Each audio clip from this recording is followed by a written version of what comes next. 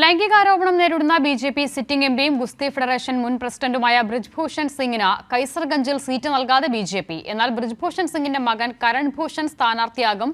റായ്ബറേലിയിൽ Dinesh Pratap Singh സ്ഥാനാർത്ഥിയാകും. Jilby Thomson ചേരുകയാണ്. ജിൽബി, പ്രതിഷേധങ്ങൾക്കൊടുവിൽ ബ്രിജ്ഭൂഷണെ മാറ്റുന്നു, പക്ഷേ മകന് സീറ്റ്. എങ്ങനെയാണ് വിവരങ്ങൾ? അസിത സൂചിപ്പിച്ചതുപോലെ തന്നെ ഗുസ്തി താരങ്ങൾക്കെതിരായ ലൈംഗിക അതിക്രമ വിവാദം നിലനിൽക്കുന്ന പശ്ചാത്തലത്തിലാണ് കൈസർഗഞ്ച് സിറ്റിംഗ് എംപിയായ ബ്രിജ്ഭൂഷൺ, അതായത് ഗുസ്തി ഫെഡറേഷന്റെ മുൻ അധ്യക്ഷനും കൂടിയാണ്, ബ്രിജ്ഭൂഷണെ മാറ്റി നിർത്താനുള്ള ഒരു നീക്കം ഇപ്പോൾ ബി.ജെ.പി നടത്തിയിരിക്കുന്നത്.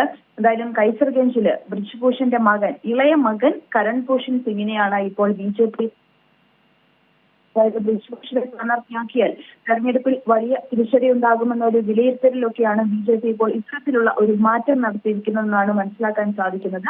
ഒപ്പം തന്നെ റായ്ബറേലിയിലും ഇപ്പോൾ ബി.ജെ.പി സ്ഥാനാർത്ഥിയെ പ്രഖ്യാപിച്ചു കഴിഞ്ഞു. ദിനേശ് പ്രതാപ് സിംഗ് ആണ് റായ്ബറേലിയിലെ ജിൽബി തോമസാണ് വിവരങ്ങൾ നൽകുന്നത്. റായ്ബറേലിയിൽ സ്ഥാനാർത്ഥിയെ പ്രഖ്യാപിച്ചിരിക്കുന്നു. അതേസമയം കോൺഗ്രസിന്റെ കുടുംബവാഴ്ചയ്ക്കെതിരെ രംഗത്തെത്തുന്ന ബി.ജെ.പി ബ്രിജ്ഭൂഷന് പകരം മകനെ സ്ഥാനാർത്ഥിയാക്കുന്നു.